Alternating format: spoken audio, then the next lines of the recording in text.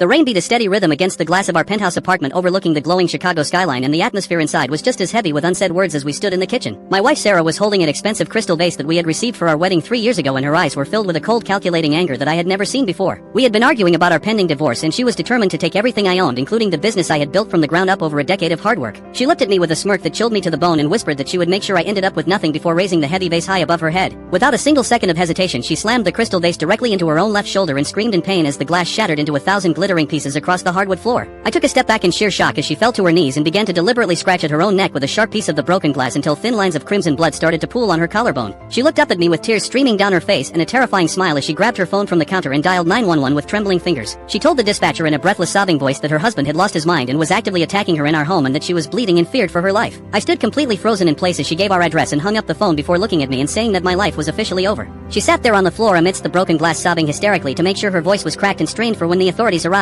Within 10 minutes, the sirens were echoing through the wet city streets and 3 police officers burst through our front door with their hands resting heavily on their holsters. Sarah immediately cried out and pointed a trembling finger at me, telling the officers that I had thrown the vase at her and choked her when she threatened to leave me. The officers immediately ordered me to put my hands behind my head, and I complied slowly while keeping my voice as calm as humanly possible under the immense pressure. I told the officers that I understood how bad the situation looked, but I begged them to let me show them something on my tablet before they made a decision. The lead officer looked at Sarah, who was now weeping in the arms of a female officer, and then looked back at me with deep suspicion, but he agreed to let me grab my device. I opened the security application on my tablet and pulled up the live feed from our living room, which was connected to a tiny hidden camera disguised as a smoke detector directly above the kitchen island. I pressed play on the recording from 15 minutes ago and handed the screen to the lead officer, whose face went entirely pale as he watched the footage. The video showed Sarah holding the vase, smiling coldly at me, and then violently smashing it against her own shoulder before scratching her neck with the glass while I stood completely still across the room with my hands in my pockets. The officer silently handed the tablet to his partner, and they both stared at Sarah, who suddenly stopped crying as she realized the entire room had gone dead silent. The silence in the apartment was deafening after the police car drove away with its flashing lights fading into the dark, rainy night. I locked the front door and leaned my back against it while trying to process the absolute madness of the last hour.